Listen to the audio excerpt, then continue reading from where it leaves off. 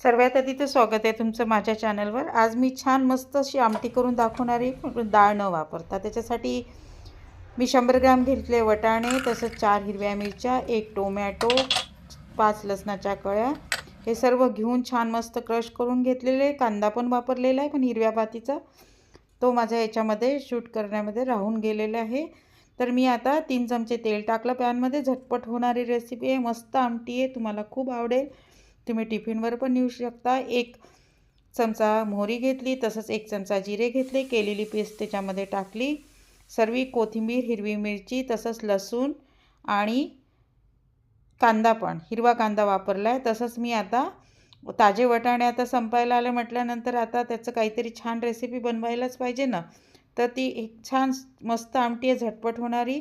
तर वटाणे क्रश करून ते पण टाकले, तसंच 1 चमचा हळद, 2 चमचे तिखट, छोट्या चमच्याने घेतलेले 1 चमचा गरम मसाला, तसंच मीठ चवीनुसार, हे सर्व टाकून मस्त त्याला थोडंसं शेकून घेते आहे छान सिमवर।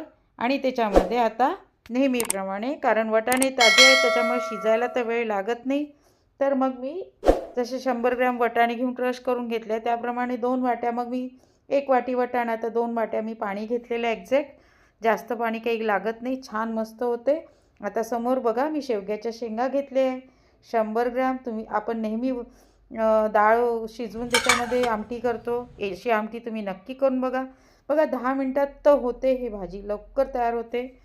चपाती असो की भात असो, कशाही सोबत तुम्हाला मस्त आवडेल, कोणी पण आवडीने खाणार। आणि शेवग्याच्या शेंगा तुम्ही जास्तही टाकू शकता, चव छान भारी येते, एक नंबर।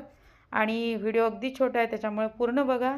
आणि रेसिपी आवडली असेल, थोडा कोथिंबीर कट करून टाकलेला आहे त्याच्यामध्ये, जास्त काही नाही आहे। बघा किती छान आमटी तयार झाली, झटपट ताज्या वटाण्याची शेवग्याची आमटी मस्त झाली आहे। तुम्ही नक्की बनवा आणि मला कळवा।